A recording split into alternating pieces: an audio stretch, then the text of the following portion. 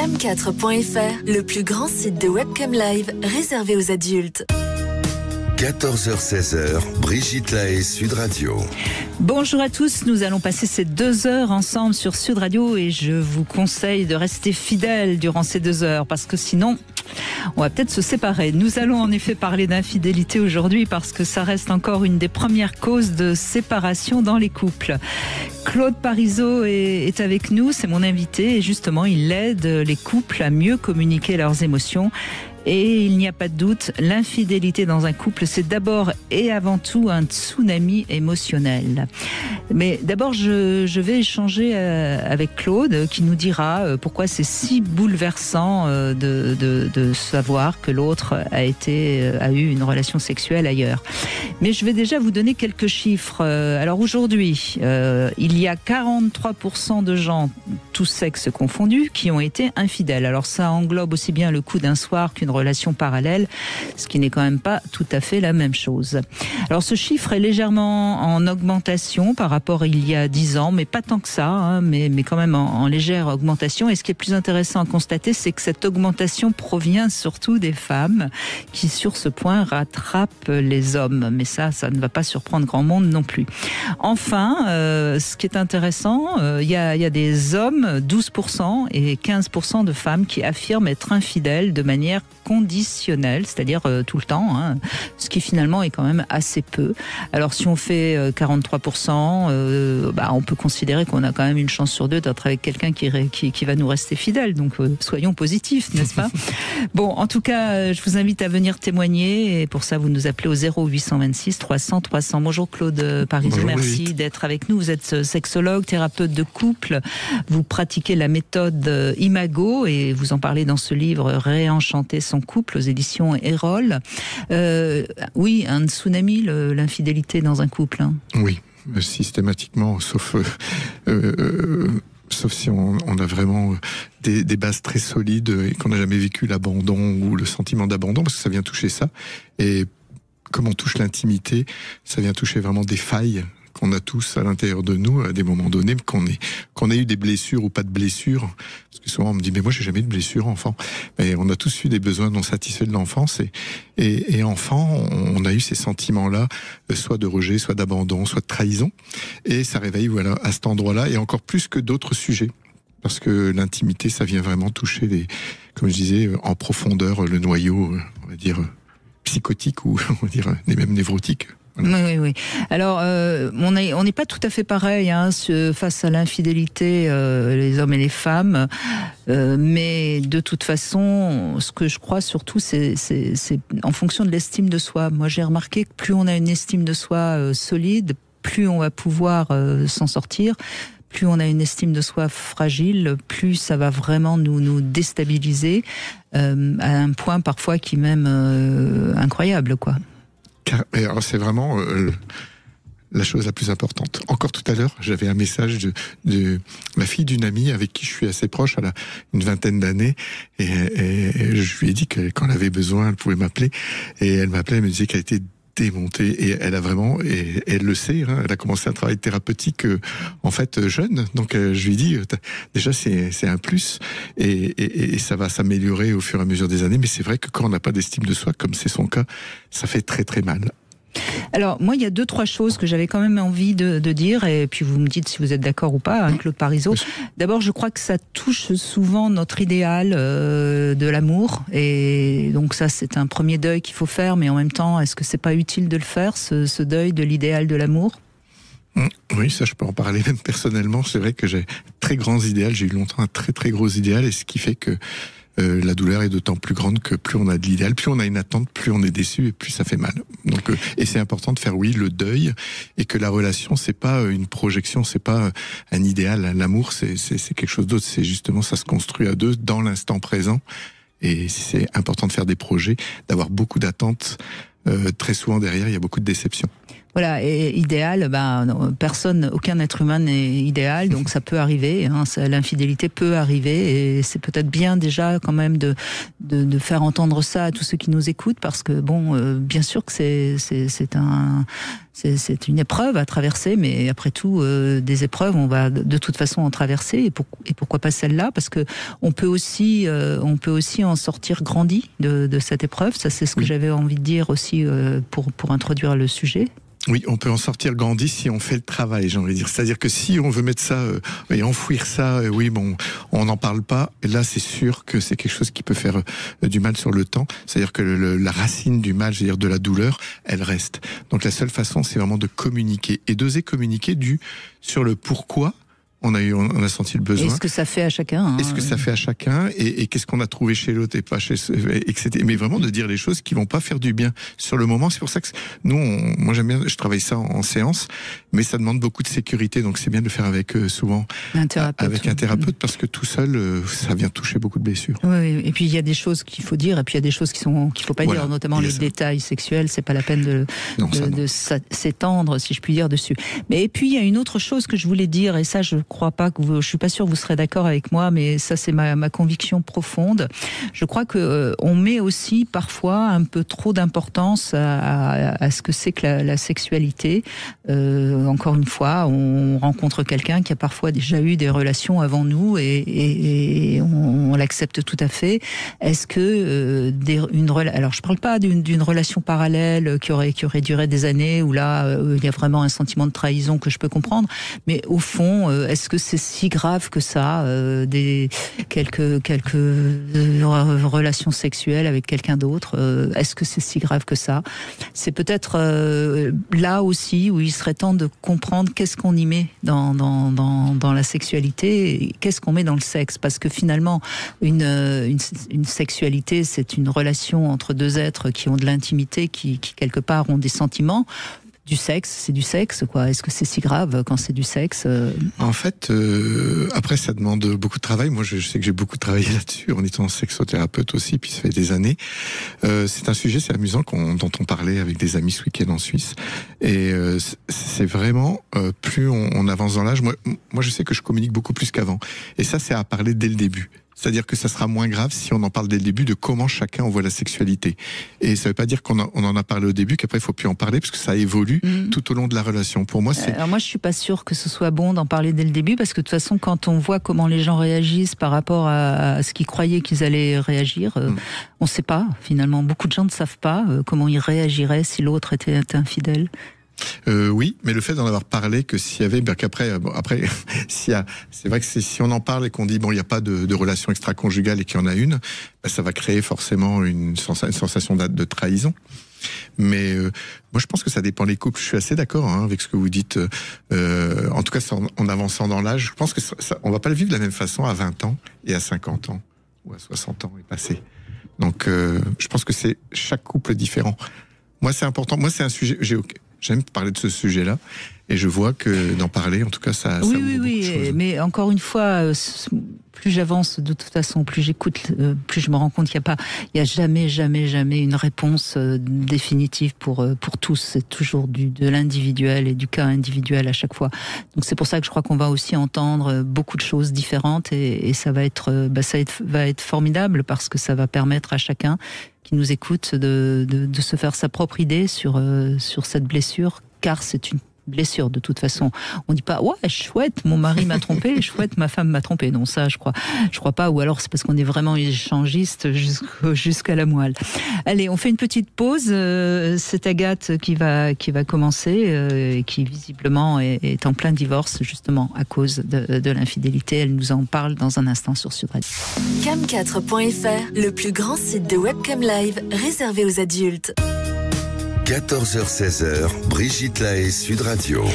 Claude Parisot est avec nous, sexothérapeute, et on évoque la question de l'infidélité. Si vous avez envie, vous êtes en couple et que c'est justement un problème qui vous touche particulièrement, pourquoi pas, vous pouvez appeler tous les deux. On peut en live vous aider à dégrossir le problème, justement. Mais pour l'instant, c'est Agathe qui est avec nous. Merci Agathe de prendre la parole. Bonjour. Oui, bonjour Brigitte, bonjour Monsieur Parisot. Bonjour Agathe. Eh bien, comme vous l'avez rapidement dit, mon divorce a été déclenché par une infidélité, mais j'aimerais revenir sur ce que vous avez dit juste en fin de présentation, c'est-à-dire que vous disiez oui, il peut y avoir du sexe dans un couple, à l'extérieur, et que ce soit pas forcément une montagne. Donc c'est ce qui s'est passé, parce qu'en fait j'ai dit 33, mais ça fait plus de 35 ans que nous étions mariés. Mais en fait, ça je le savais qu'il y avait des aventures, des trucs comme ça. Mais après, en fait, ma décision, c'est quand je me suis aperçue qu'il avait une double vie. Donc là, ça ne passait plus. Oui, c'est pas la même chose. Oui, justement. Mais si vous voulez, ça a évolué dans ce sens-là. Donc là, alors évidemment que ça fait souffrir, même quand c'est juste une relation. Mais tant que voilà, on était quand même, enfin on avait quand même une famille unie avec les enfants. C'est vrai qu'avec les enfants, il était parfait. Avec moi, au début, jusque peut-être les 20 premières années, ça a été vraiment très très bien. Je ne saurais pas dire à quel moment ça a commencé à se dégrader. Et en fait, après quelques recherches, je m'aperçois qu'il m'a trompée pratiquement depuis le début. Mais bon, ça je ne le savais pas parce que j'ai vraiment eu 20 ans vraiment super. Et c'est après que, avec détective et tout, qui recherche sur des documents, que ça avait commencé dès le début. Vous avez eu envie de mettre un détective sur le coup pour en avoir le cœur net. C'était pour la dernière, pour savoir avec qui passer. Bien sûr, oui. Ça oui. Mais c'était dans quel but, pour vous aider à accepter de la séparation, pour pouvoir avoir du pouvoir pour obtenir peut-être des avantages. Ouais, voilà, c'est ça. En fait, là, je viens d'accepter un divorce à l'amiable qui est pas du tout à mon avantage. Mais si j'avais fait pour faute, parce que ça existe toujours, le divorce pour faute, j'avais des pièces. Et puis ça pourra peut-être me servir, on sait jamais. J'ai des photos, j'ai des tas de trucs. Non, mais je comprends. Vous avez préparé votre départ, oui. Divorce. Ouais, exactement. Mais après, bon, c'est. Alors, mais est-ce que Agathe, excusez-moi, hein, j'essaye de mieux comprendre et qu'on comprenne tous très bien. Est-ce qu'au fond, c'est pas aussi la fin d'une histoire qui déjà depuis peut-être 5 à 10 ans était terminée, parce qu'on a l'impression que vous l'avez dit, il y a eu 20 ans de vie heureuse avec cet homme. Et puis peut-être qu'après, vous êtes resté par habitude et qu'au fond, l'infidélité n'est que la cause, si je puis dire, de cet éloignement du couple. Ouais, vous avez complètement raison. En fait, il n'y a pas que ça. C'est vrai qu'il y avait la peur de partir toute seule. Il y a eu une succession de dévalorisation, je sais pas pourquoi à l'extérieur il était formidable, tous mes amis le trouvaient extraordinaire et quelle chance j'avais d'être avec cet homme, mais à la maison il m'a fait beaucoup de mal, mais il a fait du mal à mes enfants aussi, parce que il fallait qu'il domine, qu'il fallait qu'il contrôle, c'était lui le meilleur, voilà.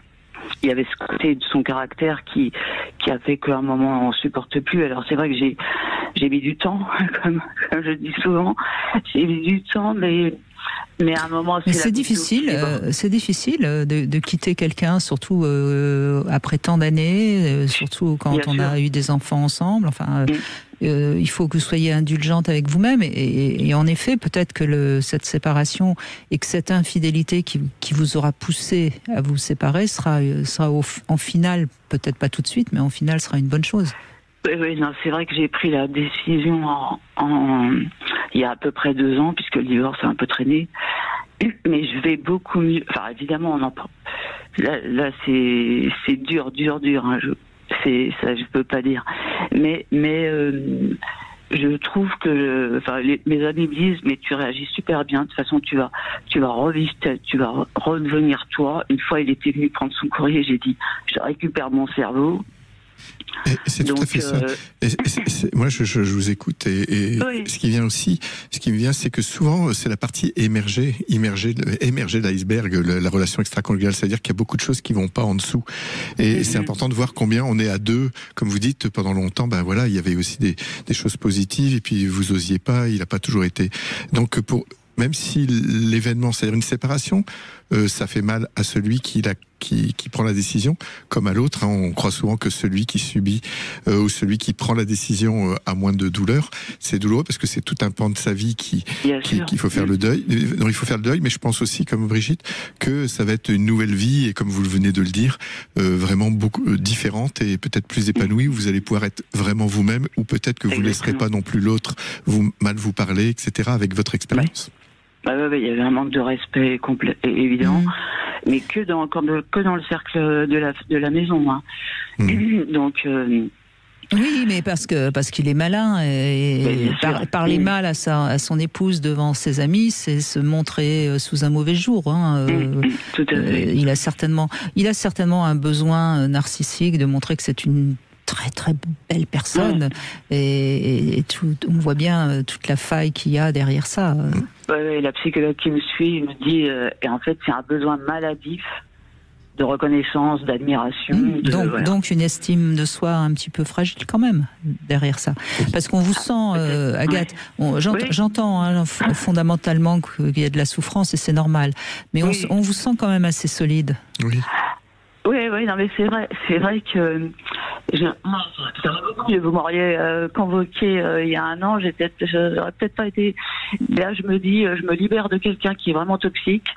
Il y a des choses à faire pour les enfants, mais moi, je vais me sauver. Oui, mais soyez, ne jetez pas tout non plus. Voyez, gardez ces 20 ans où vous avez été bien avec cet homme, et puis maintenant devenez, voilà. Sûr. Mais vraiment, le conseil que je voudrais vous donner, et je le donne à tous ceux qui nous écoutent.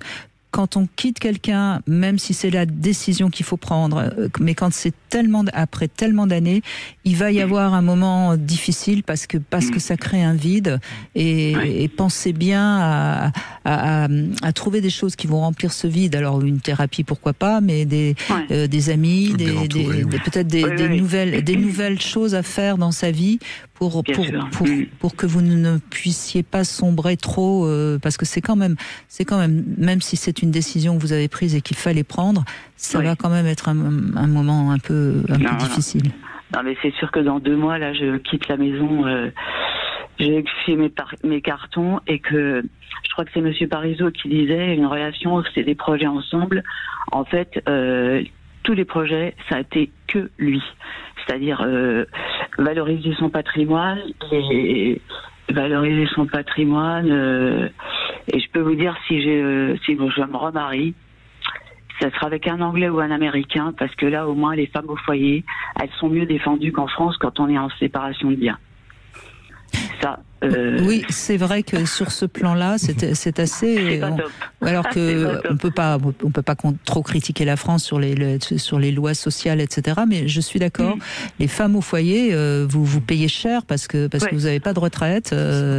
Et à part assassiner votre mari, je vois pas trop. Non, ce serait trop. Non. Bon, c'est bon, vous avez de l'humour, vous n'êtes pas au fond du trou. Non, puis c'est vrai, je suis sortie en Mongolie et là je vais repartir faire un trip à cheval en Mongolie et là-bas ça m'a reboosté en énergie, c'était vraiment génial. Prendre soin de soi, ça c'est une bonne chose. Des moments comme ça, oui. Et puis peut-être comment vous pouvez un tout petit peu mieux vous défendre, parce que si vous faites un divorce à l'amiable trop à votre désavantage, peut-être qu'il y a moyen. Non, ça y est, c'est bouclé. Non, bon. Par contre, c'est vrai que j'ai des failles, et c'est vrai qu'il y a des failles en moi que j'ai un peu découvert, mais maintenant je sais pourquoi. Enfin, j'ai pas posé assez de limites. Voilà, il y a plein de choses comme ça. Ça vous apprend beaucoup de choses sur vous.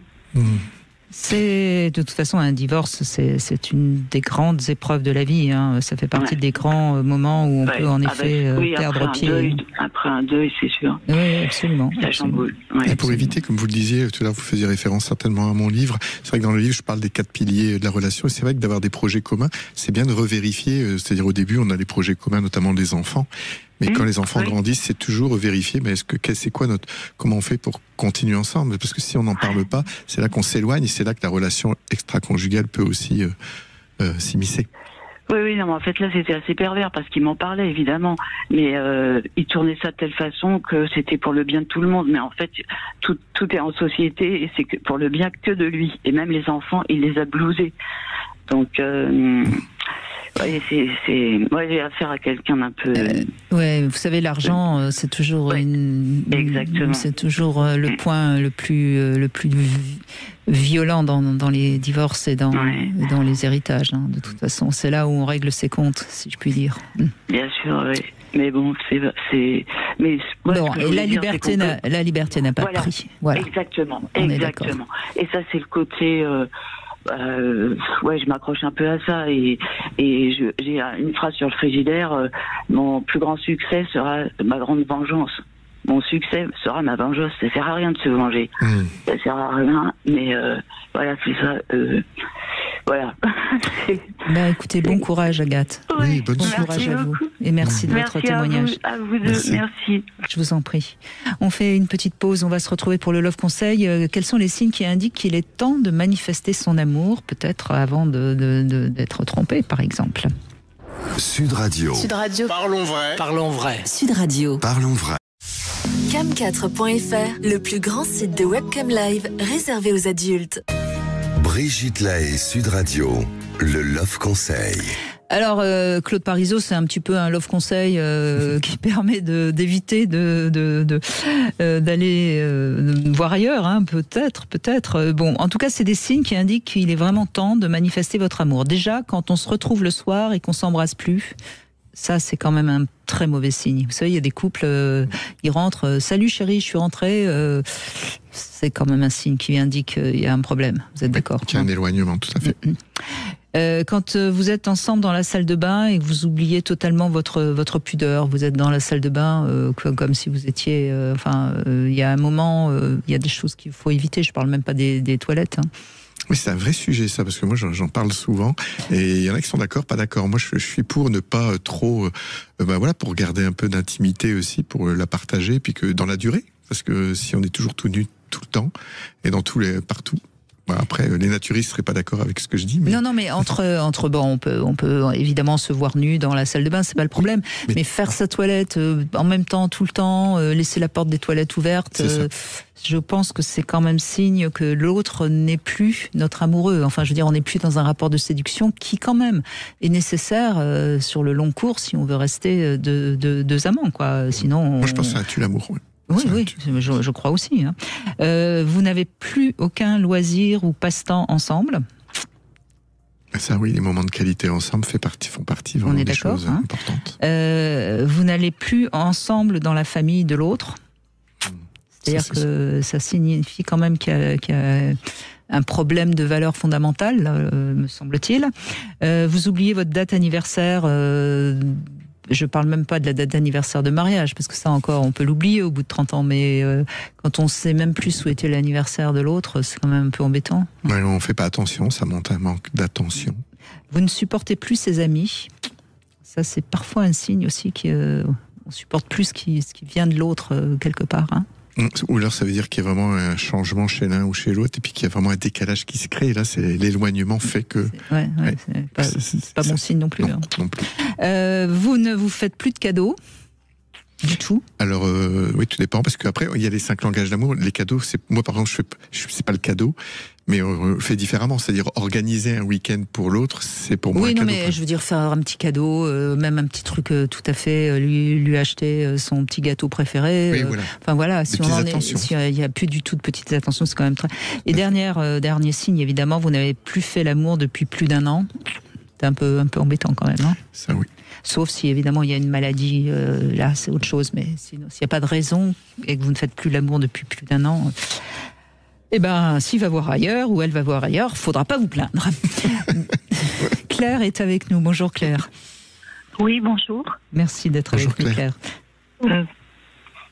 Eh bien, on vous écoute, allez-y. Oui, voilà. Bonjour Brigitte, bonjour Claude. Voilà, donc moi je me trouvais en couple donc depuis on va dire une bonne vingtaine d'années. Oui. Avec une personne qui avait quand même tendance à disons avoir des dépressions qui l'amenaient à avoir des comportements plus ou moins difficiles. Jusqu'à dernièrement où là, en plus malheureusement pour lui, il a eu une maladie, donc il a une opération chirurgicale assez grave qui l'a amené à rester pendant 2-3 mois, ne pas faire d'efforts physiques, lui il bougeait pas mal, voilà, donc ça a été très dur pour lui et il a pris conscience, enfin à sa façon, on va dire, de dire j'ai quand même frôlé la mort par cette maladie, par cette maladie. J'ai pris conscience qu'il fallait que je vive pleinement ma vie et là il m'a un petit peu imposé des choses ou faire accepter des choses que j'ai eu du mal d'ailleurs à comprendre déjà puis à accepter. Où vous avez dit le mot, il vous a imposé des choses, c'est-à-dire que vous n'avez pas eu le choix. C'est vrai que c'est arrivé brutalement. Il a voulu vivre une vie complètement différente de ce qu'il avait vécu avec moi, alors qu'on s'entendait quand même bien. Me faire accepter, voilà, il allait dans les clubs échangistes. Bon, club échangiste. Oui. Après, le reste, tout seul. Tout seul. À un moment donné, il est vrai que je l'avais accompagné pour un petit peu cet endroit, quoi, pour connaître, pour voir avec lui. Partager, non. Bon, j'ai pas vraiment apprécié. Oui, c'est pas votre truc. Vous avez pas à vous sentir obligé de. Enfin, du moins, me l'avoir amené de cette façon. Je veux dire, c'était trop brutal. C'était. Mais voyez Claire, c'est pas ce que vous avez fait, mais dans ce cas-là, je crois que vraiment une thérapie de couple aurait été indispensable, parce que là, il vous impose quelque chose et on peut comprendre qu'il ait eu un sursaut de pulsion de vie parce qu'il a eu peur de mourir et qu'il voulait profiter de des dernières années, etc. On peut comprendre. Et vous l'avez visiblement compris, mais il ne s'est pas une seconde poser la question de ce qu'il vous imposait. Et ça, un thérapeute l'aurait obligé à se rendre compte. Et parce que quand vous parlez d'imposer, c'est ça que moi qui me bloque toujours. Dans un couple, on peut avoir, il n'y a pas de jugement à avoir. Si lui, il a envie, il a pris conscience de certaines choses, il a envie de vivre différemment, pourquoi pas? Par contre, le faire sans vous demander votre avis ou sans le faire à deux, parce que c'est ça le propre à deux, c'est surtout trouver une entente. Et quand vous dites imposer, je veux dire, c'est pas votre père, vous voyez, c'est imposer dans un couple. Pour moi, il y a une égalité, il y a quelque chose de partage. Et dès qu'on est dans l'imposition, ça peut pas marcher, quoi. Et là, c'est vrai qu'il y a besoin d'un thérapeute, parce que ça veut dire que vous, peut-être une difficulté à mettre des limites, peut-être liée parce qu'il a été malade et que vous n'avez pas envie non plus, vous avez envie qu'il aille bien.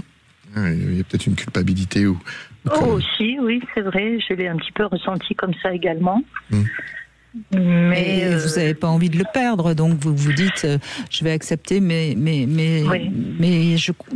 encore une fois, peut-être que vous auriez aussi accepté avec un thérapeute, voyez, mais au moins il aurait entendu l'effort que vous faites, parce que là on a l'impression que tout est normal pour lui. Voilà, c'est ça. C'est pourquoi tu comprends pas, tu acceptes pas, faut arrêter avec tes idées. Alors que c'est pas du tout mon cas en plus. Tes idées judéo-chrétiennes, t'as été élevé comme ça, on a été élevé comme ça. Parce que je dis non, ça n'a rien à voir. C'est simplement, pour moi, c'est brutal. J'ai pas, tu sors de l'hôpital, de ton, voilà, et tu t'amènes comme ça. Et enfin, il faut dire non. C'est moi qui lui avais dit, mais tu peux revenir à la maison, parce qu'on vivait ensemble plus ou moins. ensemble au même endroit, mais enfin, on était très souvent quand même ensemble. Voilà, et donc partager mon domicile, il était tout content, il se sentait protégé, il se sentait, et puis il est parti dans, je dirais presque dans ses délires, quoi, parce que ça a été de plus en plus, ça a été autre chose après que les... Oui, mais il est certain qu'il y a quelque chose de cet ordre-là, vous avez raison. Vous analysez très bien la situation, mais c'est pas pour autant que vous êtes obligé de la subir. Voilà, et puis il a été encore plus loin, genre on s'amuse, on rigole de tout, enfin des choses moi qui me faisaient pas trop rire, même prendre comme ça, par exemple, un ami à lui, tiens, vous déplaisez pas, tiens, je t'envoie son numéro de téléphone, tu l'appelles, vous rigolez, enfin bon, moi, c'était vraiment l'extrême, et j'ai dit non, là c'est trop, et j'ai pris la décision, je l'ai mis dehors, quoi. J'ai dit non, ça peut plus. Voilà, vous vous êtes respecté, hein.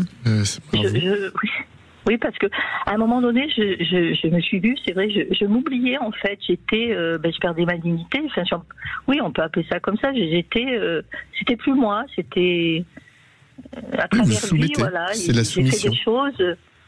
Ouais.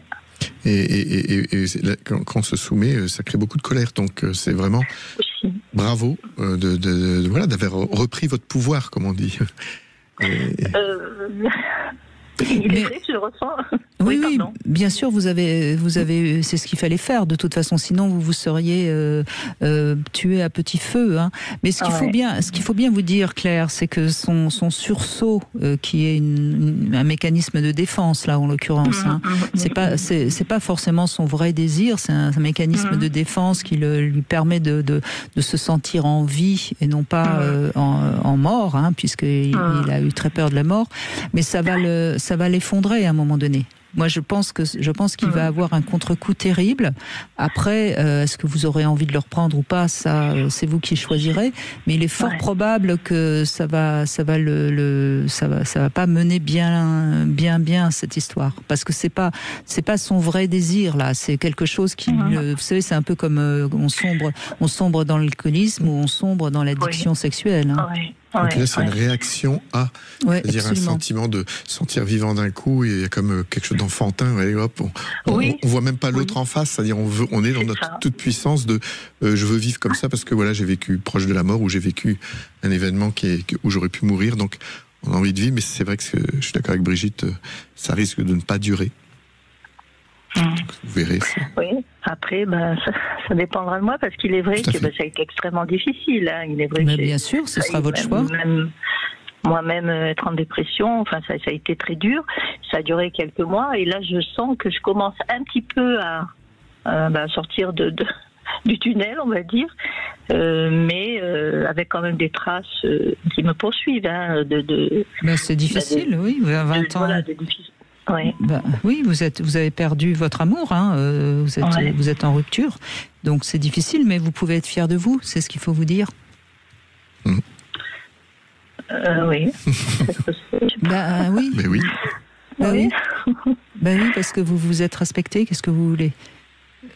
Oui, c'est une forme de... Oui, je pense que c'est... Et avec Brigitte, c'est ce qu'on disait, c'est-à-dire que de se respecter, c'est ça, c'est de l'amour, c'est se donner de l'amour, et c'est se donner de la confiance en soi, et ça change aussi beaucoup de choses avec l'autre après. Pour moi, c'est des actes vraiment fondateurs d'une bonne estime de soi, qui fait qu'après, vous pouvez faire des choix sains et adaptés. Sains, oui, et en commun accord, enfin, je veux dire, mutuellement, c'est ça, hein, le partage de toutes sortes, quoi.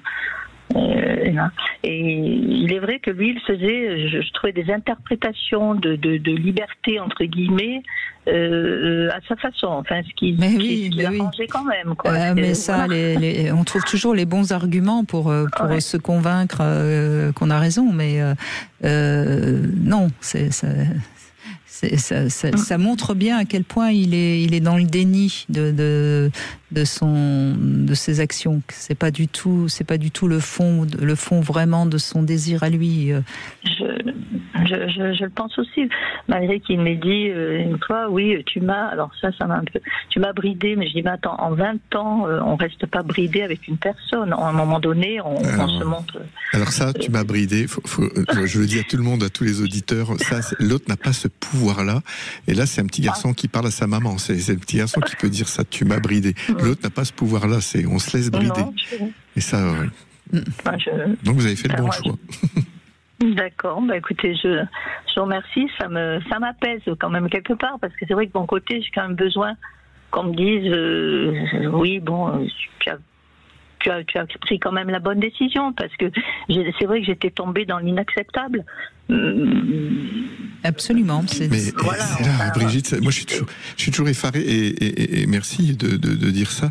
C'est vrai que pour Brigitte et moi c'est normal, c'est notre métier, ça nous paraît évident, mais de voir que vous prenez une décision, mais même là il y a peut-être que j'ai pas bien fait. C'est comme si nos éducations nous rattrapent. Je suis pas quelqu'un de bien d'avoir fait ça, alors que non. C'est normal de pas se laisser insulter ou en tout cas imposer. Oui, c'est ça. Et non. Moi, je dis que c'est important de rester dans son pouvoir, de dire oui ou de dire non. Et surtout, quand l'autre dit tu, non. Non. Et c'est fini l'époque où l'homme était tout puissant dans le couple et qu'il pouvait aller au bordel pendant que la femme restait tranquille à la maison, élever les enfants. C'est fini. Et voilà. Et il a eu, je dirais presque l'audace de m'avoir dit ça. Je lui dis, mais attends, quand tu rentres, par exemple, tu me rejoins à la maison, ça te dérange pas, mettons, je suis derrière le fourneau. Mais non, je suis content, j'ai ma petite femme et moi, tu sais par où j'étais, tout va bien. Non, tout va pas bien. Tu l'as perdu, ta petite femme. Non, c'est horrible, quoi, parce que je me dis, bon, encore, s'il avait été élevé, je pense, dans un milieu où, comme moi, quelque chose qui est assez fermé, il y a beaucoup de tabous, mais pas du tout. Donc, ça m'a d'autant plus surprise. Je me suis dit, mais... vous savez, Claire, votre témoignage montre quelque chose qu'on ne dit pas assez souvent. On croit qu'on connaît la personne qu'on aime et parfois, parce qu'il se passe un événement qu'il traverse et qui est très, très, très difficile, je pense qu'il a beaucoup souffert dans cette maladie qu'il a. Eh bien, il y a tout à fait une autre personne qu'on retrouve en face de soi. C'est ça qui est incroyable chez l'être humain. Heureusement, on n'a pas avec le chien ou le chat familier. Oui, le même. Mais c'est fou, Claude, que les êtres humains peuvent du jour au lendemain complètement changer à cause d'un trauma. Enfin, certainement que ça a été très difficile pour lui, mais ça l'a totalement déstabilisé. Il aurait dû aller voir quelqu'un et travailler sur son angoisse de mort, parce qu'en fait, on est exactement sur son angoisse de mort. Ça a réveillé quelque chose, ça a déclenché. Absolument, ça a réveillé, ça l'a... il s'est senti, il a tout permis, mais alors en tout, il n'y avait plus du tout... plus de filtre. Il n'y a plus de filtre, plus de... Oui, voilà, plus de filtre, plus rien. C'était... tout devait être accepté, compris, normal, voilà. Eh bien, écoutez, vous avez bien raison de mettre un terme à tout ça. Merci beaucoup, Claire. Merci, Claire. Merci à vous. On fait une petite pause et on continue, bien sûr, à évoquer tout ça. Vous pouvez réagir si vous le désirez sur Sud Radio 0826 300 300. À tout de suite. Vous voulez parler à Brigitte Lahaie? 0826 300 300. Cam4.fr, le plus grand site de webcam live réservé aux adultes. 14h-16h, Brigitte Lahaie, Sud Radio. Eh bien, nous sommes avec Claude Parisot, auteur de Réenchanter son couple aux éditions Erol. On parle de l'infidélité et de la nécessité à arriver à communiquer et à se mettre d'accord. On voit bien avec le témoignage qu'on vient d'avoir de Claire, quand c'est impossible, il faut vraiment aller voir un thérapeute parce que sinon la rupture est inévitable, évidemment. Mais dès que les choses sont imposées, moi je dis, la personne qui se sent imposée, besoin d'être aidée. C'est Claire. Et non, c'est pas Claire, c'est Caroline maintenant. Bonjour Caroline. Bonjour Brigitte, bonjour Claude. Bonjour Caroline. Oui, bonjour. C'est exactement ça. Moi, je voulais apporter mon témoignage. parce que j'ai eu avec le papa de mes enfants cette situation. Donc quand j'ai rencontré cet homme, je savais que c'était un homme volage. Et j'étais tout à fait prête à accepter ça tant qu'on définissait dès le début et de manière aussi régulière au cours de la relation qu'est-ce qui était autorisé et qu'est-ce qui n'était pas. Parce qu'en fait l'infidélité, on l'aperçoit pas tous pareil. C'est sûr, ça c'est vrai. Il y a des gens, et moi je trouve souvent, alors quand on est plus jeune c'est moins facile, mais on ne parle pas exactement de qu'est-ce que ça représente pour toi.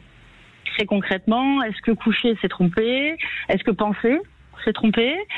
Parfois on peut avoir une relation presque intellectuelle. Enfin vous voyez, chacun met sa jauge et chaque couple à mon sens devrait définir ce qui lui convient.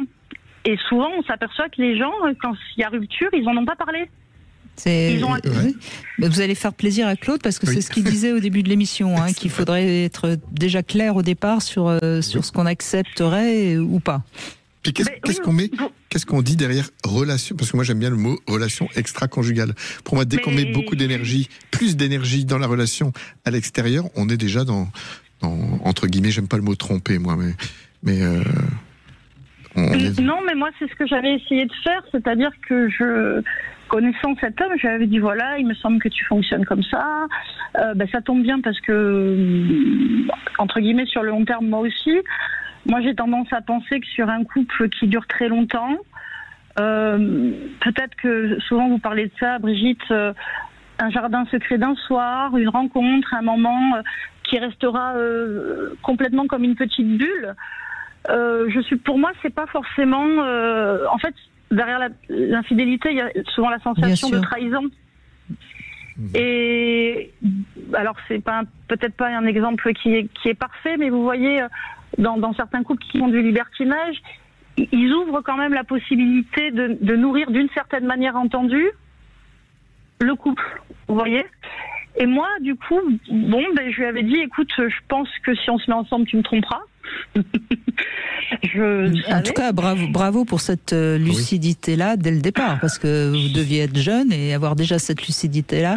Ça montre aussi, Caroline, que vous avez une compréhension aussi de ce que c'est que le sexe, quoi. C'est pas non plus forcément quelque chose d'essentiel. Un petit coup d'un soir, c'est pas non plus. Oui, mais c'est surtout, je m'étais aussi interrogée parce que moi, j'avais trompé tous mes compagnons. Oui.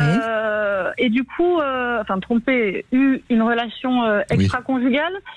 Et du coup, je m'étais interrogée par rapport à moi-même parce que je voyais bien que je pouvais pas demander à l'autre quelque chose que je pouvais pas faire aussi. Et du coup, c'est pour ça que cette notion de vraiment verbaliser clairement, au fil du temps, parce qu'au début c'est pas très clair, de manière à tomber sur un accord. C'est toujours cette histoire de consentement en fait. Et alors, je peux me permettre de vous demander, vous, quand vous avez une relation extra-conjugale, vous savez pourquoi? C'est quoi le besoin que vous trouvez, que vous ne trouvez pas dans la relation en général? Alors je vais vous répondre par une petite pirouette. Je blâmerai les oestrogènes. Étant ménopausée aujourd'hui, je regarde ça en me disant que beaucoup de fois dans ma vie, c'était de l'ordre du pulsionnel. Il y avait de l'ego aussi, il y a eu sûrement des soirées trop alcoolisées, il y a eu de la tristesse. Vous voyez, on parle entre 20 et 35 ans, donc il y a eu des petites sorties de route qui m'ont permis de réfléchir justement au pourquoi du comment. Mais est-ce que tout simplement, on l'accepte moins auprès des femmes, mais je crois que c'est pourtant la même chose. Est-ce que c'est pas aussi un besoin d'exister en augmentant son tableau de chasse, quoi? Il y a pu avoir de ça, et puis il y a beaucoup aussi d'ego, dans le sens où on a l'impression d'un regard, et puis le plaisir pur aussi. Alors, bien sûr qu'il y a du plaisir, sinon c'est un peu bête, mais je crois qu'il y a surtout le besoin d'aller vérifier qu'on a du désir pour nous et qu'on séduit. Oui, mais moi Après, on n'a plus besoin d'aller vérifier, ça va, on le sait. Pardon, je vous coupe, c'était aussi parce que dans les couples dans lesquels j'étais, il y avait de l'insatisfaction, mais je m'en rendais pas compte. Vous tombez dans quelque chose qui vous ressemble pas, et puis du coup, les choses, la vie vous permettez de vous mettre dans des situations qui peuvent vous faire grandir si vous, après, rétrospectivement, vous les analysez et vous en servez. Donc moi, j'étais très apaisée par rapport à tout ça. Lui, beaucoup moins, et très surpris. Et ce que j'expliquais à votre assistant, à Zach, c'est que il s'est passé ce qui s'est passé. Hein. Il a été voir ailleurs, et puis les enfants sont arrivés. Je fermais les yeux parce que j'étais occupée à faire autre chose, et je l'ai quitté. Pas parce qu'il était infidèle. Je l'ai quitté parce qu'il n'assumait pas. Je l'ai quitté parce qu'il mentait. Et que même pris la main dans le sac, il arrivait encore à essayer de me faire douter de ma santé mentale. Il n'était pas loyal en n'assumant pas son infidélité. Oui. Et même avec des preuves, mais d'une évidence absolue, il arrivait encore à me dire « mais non, c'est pas vrai ». Et vous aviez le sentiment de passer pour une conne? Oui, alors ça, à la rigueur, on s'en accommode bien, c'est que ça venait toucher ma santé mentale. C'est-à-dire qu'il me disait, mais non, tu es folle. Ah oui, en plus. Oui. Oui. Ouais. Et du coup, voilà, je suis arrivée au point un jour où, vous savez, l'évidence, c'est que c'est plus supportable. Et pour nos enfants, pour moi, pour nos enfants et pour lui aussi, voilà, l'histoire était finie et je suis sortie de ça sereine. Mmh. Vous voyez, ça a été on a eu des très beaux moments. Je regrette qu'il n'ait pas su saisir l'opportunité avec moi de réfléchir à parce que c'est pathologique chez lui. Un petit peu l'auditrice d'avant, vous voyez, vous imaginez bien le stéréotype, un beau brun qui ment, qui baise, qui triche, qui... Vous voyez, tout ça. Mais vous aviez peut-être envie de le sauver alors ça parle de votre histoire aussi, hein. J'essaye d'arrêter ça. Ce serait pas mal, oui. Non, j'ai cru à un moment que à faille égale, vous voyez, oui. On peut aussi, il y avait quelque chose. On serait pas tous les deux. On pouvait grandir ensemble. Mais il n'a pas cette... moi je suis thérapeute, donc c'est aussi un peu mon quotidien de réfléchir au pourquoi du comment, au lien, de me questionner. Et quand j'ai vu qu'il en était simplement pas capable, ou c'était pas le bon moment pour lui, et que pour moi du coup le coup était devenu trop important, j'ai pas voulu le sauver. Je pense que j'ai plutôt voulu... J'ai pas résisté à l'expérience. Ça en est une en tout cas, et visiblement... Il m'a fait de beaux enfants. En tout cas, moi, ce que j'entends aussi, pour les personnes comme vous qui êtes, qui avez travaillé sur vous, qui avaient une certaine liberté, pour ces couples-là, en tout cas, moi, je conseille vraiment d'en parler au début, parce qu'après, il y a la forme. Par exemple, dans mon entourage, je sais par exemple qu'il y a un couple, eux, ils décident d'avoir des relations extra-conjugales, mais pas avec la même personne. Ils s'engagent, par exemple, à que ce soit toujours des personnes différentes parce que le danger aussi, par exemple, pour l'un, sa sécurité, c'était qu'il n'y ait pas d'attachement qui se fasse. Parce que si c'est toujours la même personne, à un moment donné, on peut tomber amoureux. C'est un exemple que je donne. Et que je trouve que c'est pas négatif d'en parler, surtout quand, en plus, c'est vrai qu'il avait tout à gagner avec vous, dans le sens où vous êtes très libre et vous pouvez en parler. Mais quand les personnes sont assez souples et libres pour en parler, moi je trouve que c'est important juste de dire qu'est-ce qu'on entend par là par relation extra-conjugale, pour pas se sentir trompé, justement. En tout cas, on continue après les infos. Merci Caroline. Petite devinette. Caroline. Pourquoi les films porno dépriment tant les femmes? La réponse, c'est après les infos. Sud Radio, c'est vous qui donnez le ton. Cam4.fr, le plus grand site de webcam live réservé aux adultes. 14h-16h, Brigitte Lahaie, Sud Radio. On va continuer à évoquer les questions d'infidélité avec vous, Claude Parisot. Je rappelle que vous êtes thérapeute de couple et que vous organisez des stages pour couple.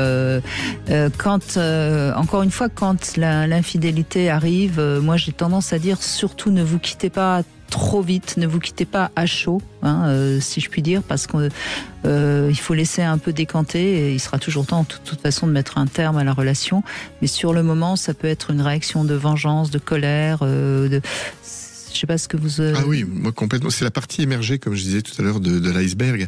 C'est-à-dire quand il y a une relation extra-conjugale dans la relation, ça veut dire qu'il y a quelque chose qui ne se dit pas, en tout cas des choses qui ne circulent plus dans la relation. Et très souvent, comme on le disait au début de l'émission, si on arrive à en parler, accompagner, moi je conseille vraiment d'être accompagné.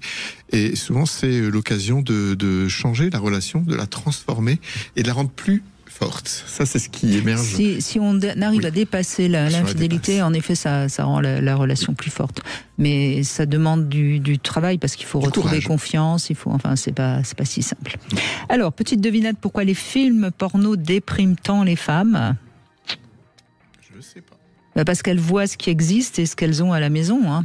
Donc, c'est un peu décevant parfois. Hein. Bon. On va continuer avec Sylvie qui est avec nous. Bonjour Sylvie. Bonjour Brigitte et bonjour à Claude Parisot. Bonjour, je voulais tout d'abord vous remercier pour votre émission. Merci à vous Sylvie. Parce qu'elle aide beaucoup de personnes. Et au-delà, vous avez une sensibilité, une psychologie, une analyse des situations et avec toujours bienveillance et délicatesse donner des tuyaux. Ouais, merci.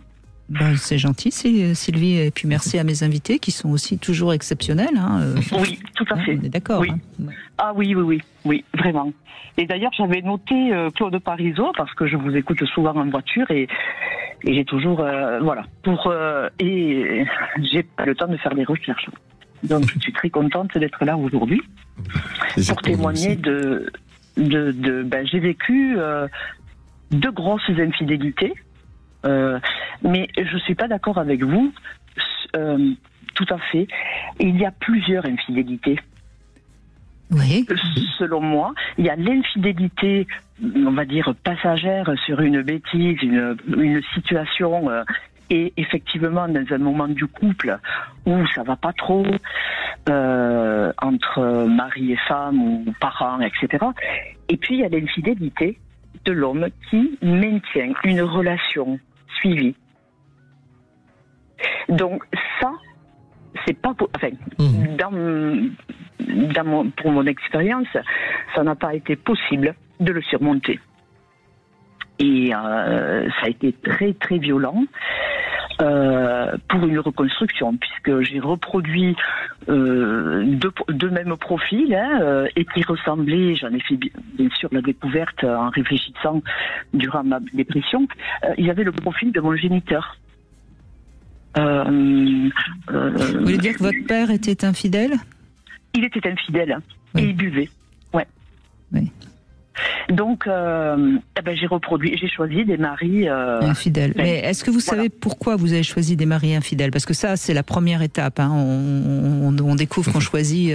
Au départ, je ne savais pas, mais non, mais ce que je veux dire par là, c'est vous avez découvert en thérapie pourquoi vous avez choisi parce que c'est votre père qui était infidèle. Mais quel était l'objectif de ce choix ? C'est ça qui est intéressant à comprendre. Je pense que pour ma reconstruction. Ce père que j'ai, c'était un secret de naissance, et donc j'ai appris à mon adolescence que mon papa, celui qui m'a donné son nom, qui m'a vu naître, n'était pas mon papa. Et donc j'ai eu une période. Donc c'est votre mère qui était infidèle, du coup. Alors non. Alors d'après ce que je sais d'elle, son mari. Donc mon géniteur, elle était mariée, j'avais une sœur aînée et elle l'a quitté suite à une énième dispute parce qu'il était très jaloux, violent par l'alcool et infidèle. Donc elle est partie, mais quand elle est revenue dans le sud... Elle vous avait eu entre-temps avec un autre homme donc ? Oui, mais moi elle m'a toujours dit qu'elle le lui avait dit. Parce que avant qu'elle parte à Paris, jeune, mon père l'avait déjà remarqué. Voilà. Et quand on lui a dit qu'elle était revenue, et il l'a accepté avec ma sœur aînée et moi dans le ventre. Et il a toujours dit que j'étais née prématurément. Enfin, oui, donc, mais c'est pas votre père qui a été, c'est pas votre géniteur qui a été infidèle. C'est mon géniteur qui avait le profil d'homme violent, infidèle et alcoolique. D'accord. Donc Donc, à un moment donné, j'ai rejeté, si vous voulez, le nom que je portais du papa qui m'a vu naître, de mon papa, finalement, parce que le géniteur, c'est... Oui, voilà. oui. Bien que je l'ai vu physiquement, des années après, mais... ce que je veux dire, c'est que j'ai eu ce rejet. Je me suis dit, mais finalement, je suis pas née à la bonne place, dans la bonne famille, donc je ne m'attribuais plus le nom que je portais. Et ça m'a perturbée, sachant que je ne voulais jamais... Et est-ce que vous avez revu votre géniteur ou pas ? Je l'ai revu parce que on m'a envoyé en Italie. Moi, je ne savais pas trop pourquoi, mais il avait besoin il était au courant de ma naissance.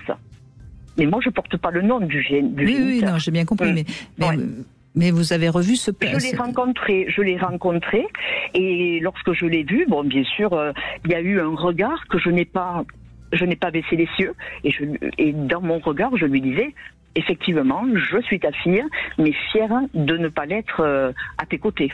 Voilà, c'est tout. Mais pourquoi ? De ce géniteur ? Oui.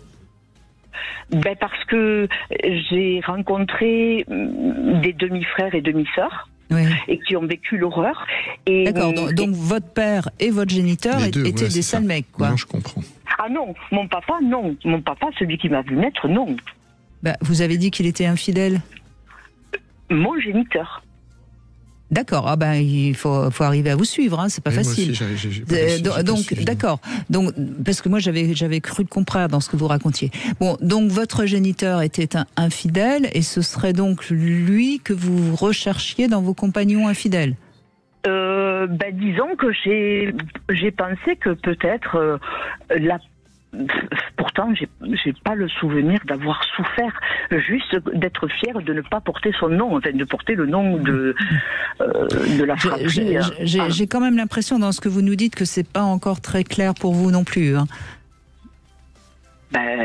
Parce que l'homme qui vous a élevé, c'était un bon père ou pas ? Oui, bon père, tout à fait. Oui. Ah oui, et j'étais sa préférée en plus. D'accord. Donc c'est pour ça que ça tient pas trop la route, votre histoire de pour l'infidélité ? Oui, si ce n'est par rapport à votre géniteur.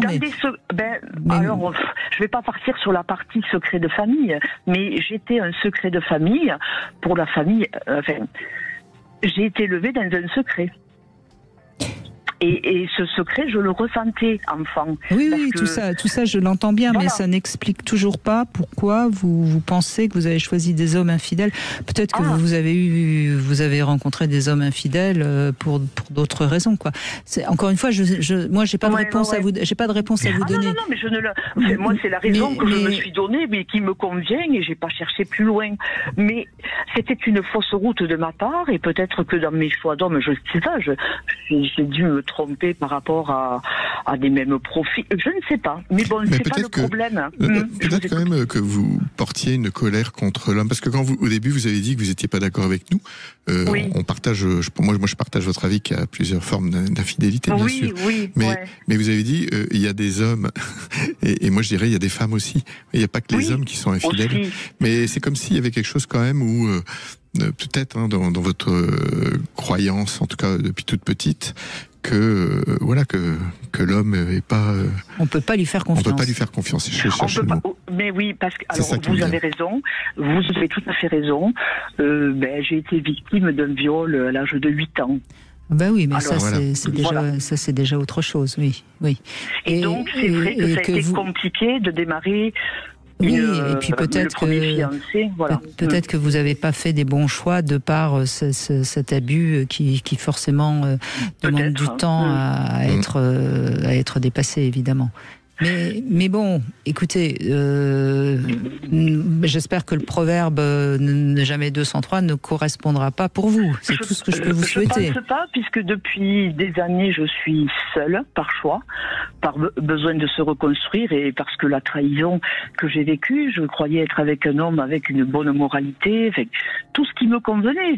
Mais finalement, il m'a emprisonnée dans un système. Il voulait pas que je travaille. Il avait un commerce, mais bon, il m'a demandé de venir et je me suis investie. Mais j'avais la vie dont je rêvais jeune fille. Voilà. Si je voulais rester à la maison, au moins vous avez vécu quelque part un petit peu la vie de rêver. C'est déjà pas mal de la vivre un petit peu. Vous savez, Sylvie, on peut pas toujours vivre toute sa vie le rêve qu'on s'était fait quand on était jeune fille. En tout cas, merci de votre témoignage. On fait une petite pause sur Sud Radio et vous pouvez nous rejoindre au 0826 300 300. À tout de suite. Cam4.fr, le plus grand site de webcam live réservé aux adultes. 14h-16h, Brigitte Lahaie, Sud Radio. Claude Parisot est avec nous, sexothérapeute, et on évoque donc les questions d'infidélité, et on retrouve Aurélie qui est avec nous maintenant. Bonjour Aurélie. Donc moi, du coup, pour juste prévenir, du coup, j'ai 27 ans. Mais c'est une histoire très Eh bien, justement, on vous écoute. Très particulière. En gros, ça faisait presque 4 ans que j'étais avec mon chéri. Oui. Et en fait, quand on s'est rencontrés, lui dira qu'il avait toujours dit oui, qu'il voulait une relation sérieuse, alors qu'à chaque fois que je lui montrais que je voulais être dans une relation sérieuse, il me dit qu'il voulait pas de prise de tête, etc. Finalement, avec le passé, il dira qu'il a même dit ça. Il a fini par me quitter il y a 2 ans durant 4 mois. Oui. Il s'est inventé une vie où, en gros, il y avait une fille de sa classe, parce qu'il est plus jeune que moi. Il s'est inventé une vie où, en gros, il sortait avec une fille de sa classe, etc. Sauf que moi, j'étais encore proche de sa famille. Et du coup, je recevais toutes les informations. Oui, je peux pas rentrer parce que, du coup, elle est jalouse, machin chouette, etc. Et du coup, je suis partie rejoindre ma sœur à Tahiti pour la voir parce que c'est ma sœur jumelle. Et le tout dernier jour, j'ai rencontré quelqu'un que j'avais vu le premier jour, mais comme quelqu'un de jeune, on peut dire « Ah, on regarde qui est beau, etc. » Il s'est rien passé, parce qu'à ce moment-là, je venais de me faire quitter depuis quand même longtemps, mais du coup, pas de confiance en soi. Et finalement, le dernier jour, il s'est intéressé à moi, tellement que franchement, il m'a regardé, j'ai regardé le mur pour dire « Est-ce qu'il parle de moi ?» Et mon ex, du coup, a pris ça pour de la tromperie alors qu'il m'a quitté depuis 4 mois. On s'est remis ensemble et il a déménagé plus loin que moi parce qu'en fait pour ses études. Oui. Et il a fini par me tromper dans un club libertin. Je lui dis le nom, il m'a dit je ne sais pas. Dont je vais être très vulgaire du coup vu que c'est la radio. Dont un homme mais de manière assez vulgaire, mais de manière dit très light, très light, comme si on était poteaux. Et sauf que moi, durant 3 ans, j'ai payé le fait que du coup, j'avais eu des histoires avant lui, que j'ai eu cette histoire quand j'étais à Tahiti, et du coup, durant 3 ans, j'ai vécu un enfer où toute ma famille m'a dit on t'a vu te détruire. Et là, je me suis dit, en fait, quand il a fait ça, je me suis dit, c'est un peu là où je peux reprendre le dessus. Et du coup, je lui ai fait un ultimatum pour revenir à moi. Bon, visiblement, ça s'est mal passé. Mais c'est l'ultimatum en gros de base, c'est par contre si tu veux me récupérer avant qu'il fasse ça, c'est viens dans un club libertin, on passe ensemble et après du coup alors je couche avec ta meilleure amie et après ça sera réglé. Bon, Aurélie, il a quel âge? Il a 24, 25 ans, cet homme? Oui. Ouais. Vous savez, quand un homme dit je veux pas prise de tête, ça veut dire je veux pas m'engager. J'allais dire la même chose. Oui, donc déjà, vous partez sur des bases totalement différentes.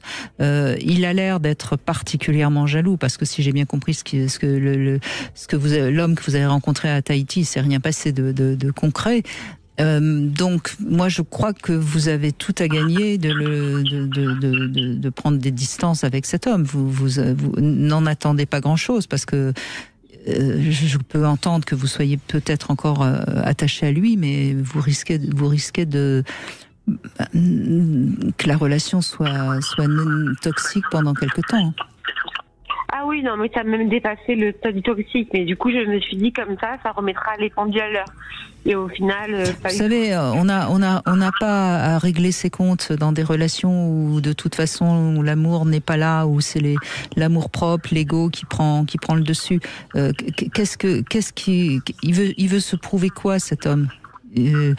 À mon avis, je recule, c'est l'appartenance, son ego à lui-même. Oui, mais voyez, vous avez l'air d'être une fille qui a envie de s'engager, qui a bon. C'est le problème. Donc il va vous perdre et tant mieux parce que il ne vous mérite pas. Oui, il y a vraiment des choses, là je le dis pour tous les auditeurs aussi, c'est se méfier des projections. Quand quelqu'un est jaloux, en plus vous étiez plus ensemble, et il est jaloux parce que vous avez peut-être une petite histoire, ou en tout cas même c'est pas important, alors que vous étiez plus ensemble, pour moi c'est des signaux d'alarme, c'est-à-dire que il projette sur vous, ça montre qu'il n'a pas d'estime de lui-même aussi, et que souvent les gens projettent sur l'autre ce qu'ils feraient eux. Et c'est ce qu'il a fait. C'est clair. Et c'est ça qu'il a fait. Et dès que quelqu'un moi, même si j'entends quelqu'un qui est hyper jaloux, faut vraiment se méfier parce qu'il y a des grandes chances que cette personne-là passe à l'acte. Donc ça vous permettra de repérer aussi. Pareil, le monde est tellement petit, des fois on se dit le monde est tellement petit, c'est ahurissant. Au final, j'avais eu des relations avec des personnes quand je le connaissais pas, j'ai eu des relations avec des personnes que lui connaissait. Et du coup, je l'ai trompé. Parce qu'il les connaissait. Et alors là, ça a été durant 3 ans, ça a été. Oui, on se bat. Aurélie. Qu'est-ce qui fait que vous restez 3 ans? Restez pas avec un homme qui délire complètement. Vous voyez bien qu'il est pas concret dans ce qu'il vous reproche. On peut vous reprocher certaines choses, ok, mais là, ça ne tient pas debout. Vous voyez bien. Il faut vous savez. Il m'a proposé des vices par rapport à ma profession parce que pour ses études il habitait plus loin et du coup il a demandé de le rejoindre. Aurélie, vous parlez beaucoup de lui et vous parlez pas du tout de vous. Ça veut dire que vous êtes en dépendance affective avec cet homme. Il faut que vous appreniez à vous positionner vous-même et à accepter ce qui est acceptable pour vous. C'est vraiment un travail qu'il faut que vous fassiez. Parce que lui ne changera pas en plus. Et il faut que vous fassiez ce travail-là parce que sinon vous allez retomber sur des hommes qui vont vous abuser. Vous avez 27 ans, il est temps de commencer à vous consolider. Donc il faut vraiment que vous compreniez que quand il y a quelque chose qui n'est pas clair, qui n'est pas cohérent, eh bien ça veut dire que c'est pas de l'amour, c'est d'une dépendance affective ou c'est en tout cas une relation qui est basée sur autre chose. Et je pense que vous avez besoin de vous sentir aimé, vous avez certainement beaucoup besoin de vous valoriser, mais c'est d'abord avec vous-même qu'il faut le faire pour pouvoir rencontrer un homme qui vous mérite. Il dira que je mens. Lui il dit que je mens. Alors qu'il y a toute ma famille, on est une grande famille, du coup j'ai que le côté maternel, j'ai une grande famille, mais pour lui, je mens. Oui, mais qu'est-ce qui fait que, ça c'est ce qu'il dit, si vous savez que vous êtes au bon endroit, que vous ne mentez pas, vous pourrez rester tranquille, vous voyez. Qu'est-ce qui fait que vous restez avec quelqu'un qui dit plein de choses négatives sur vous, comme si vous vouliez le changer, ou vous voyez, comme si... Son côté positif. Oui, mais vous voyez, vous ne parlez que de lui, vous ne parlez pas de vous. C'est ce que vous avez vécu vous qui compte. Comment vous l'avez vécu, votre souffrance, ce que cet homme peut-être vous a apporté. C'est ça qu'il faut que vous réalisiez. Sinon, vous allez continuer à parler de lui et vous n'existez pas. Oui, puis ça me fait penser à une capsule que j'ai faite parce que beaucoup de copines aussi me disent oui, mais moi je vois tous les points positifs qu'il a, mais oui, mais le point positif, c'est pas la réalité, c'est maintenant. C'est même s'il y a du potentiel, si la personne, vous voyez tous les bons côtés, ça veut pas dire qu'il va les développer. Et ce qui est important, c'est vous dans la relation aussi. C'est comment je prends soin de moi. Et donc, c'est vraiment d'éviter ces personnes-là qui vont être toxiques pour vous. Donc, ne donnez pas de pouvoir à tout ce qu'il dit. Ce qu'il dit, c'est une chose. C'est pour ça que moi, je suis d'accord avec Brigitte, vraiment. Je vous invite vraiment à arrêter cette relation. Vous allez vous faire du mal. Merci en tout cas Aurélie et bon courage. Merci, fait une Aurélie. petite pause, on se retrouve pour le Sexo Conseil. On va parler d'addiction au sexe et puis on vous invite évidemment à réagir également sur Sud Radio 0826 300 300. À tout de suite. Vous voulez parler à Brigitte Lahaie, 0826 300 300. Brigitte Lahaie, Sud Radio. Le sexe au conseil. Alors avant demain, puisqu'avec Laurent Carilla, demain on reviendra sur les addictions, mais je voulais quand même aborder cette addiction au sexe qui parfois touche des personnes très infidèles. Hein. C'est parfois dans une addiction, je pense notamment à certains hommes qui par exemple ont besoin d'aller voir des putes 2 fois par semaine. C'est là où on est réellement dans une addiction, c'est plus dans un besoin. Alors bon, l'addiction au sexe, c'est souvent, ça cache souvent des idées assez obsédantes, voire des masturbations compulsives. Alors à la limite, la masturbation compulsive, pourquoi pas, sauf que quand ça dépasse 2-3 fois par jour, faut peut-être quand même un peu se poser la question, surtout quand on est obligé, même au travail, d'aller se masturber dans les toilettes. Ça montre bien qu'il y a quand même quelque chose de l'ordre de l'addiction. Quand on a beaucoup de relations avec de nombreux partenaires sans sentiment, là aussi, ça. Alors encore une fois, c'est pas un jugement de valeur, hein, mais c'est juste pour montrer quand est-ce qu'on peut parler d'addiction. Quand on fréquente des bars de massage, des clubs de massage, des librairies érotiques, des clubs libertins, et qu'on visionne beaucoup de pornographie, qu'on est accro sur les sites de rencontres sur Internet, etc. Tout ça, à un moment donné, ça, quand c'est un peu trop, ça devient, on peut parler d'addiction au sexe. Le frotteurisme, c'est-à-dire tenter de toucher des personnes en faisant croire que c'est accidentel, là aussi on est dans quelque chose qui ressemble à une addiction sexuelle. Donc on voit bien qu'il y a beaucoup de situations où on voit que l'addiction au sexe est présente. Il n'y a pas que quand on a besoin de faire beaucoup l'amour. Et ce qui est intéressant, c'est de comprendre que quand on est dans une addiction au sexe, après avoir agi, il y a une sensation de vide qui pousse à recommencer le plus vite possible. Donc, pour s'en libérer, il vaut mieux aller voir un spécialiste de l'addiction, ou en tout cas, sauf si on est capable de se donner des limites, c'est-à-dire si on est capable de se fixer un laps de temps pendant lequel on va pas y retourner et qu'on augmente ce laps de temps un petit peu au fur et à mesure. C'est de l'auto-thérapie, si je puis dire, mais il faut être sûr qu'on y arrive, parce que l'addiction au sexe a forcément des effets néfastes sur la vie professionnelle ou la vie familiale. Donc il faut arriver à se limiter les heures passées ou les rencontres et à respecter ce programme restrictif qu'on se fait. Moi je conseille parfois aussi par exemple d'effacer les fichiers ou d'installer un logiciel qui interdit l'accès aux sites pornographiques, ou placer l'ordinateur dans un endroit plus convivial où on peut pas comme ça y aller trop facilement. Et sinon si vraiment on n'y arrive pas seul, il faut appeler demain Laurent Carilla. Oui, mais moi je valide tout ce que je viens d'entendre.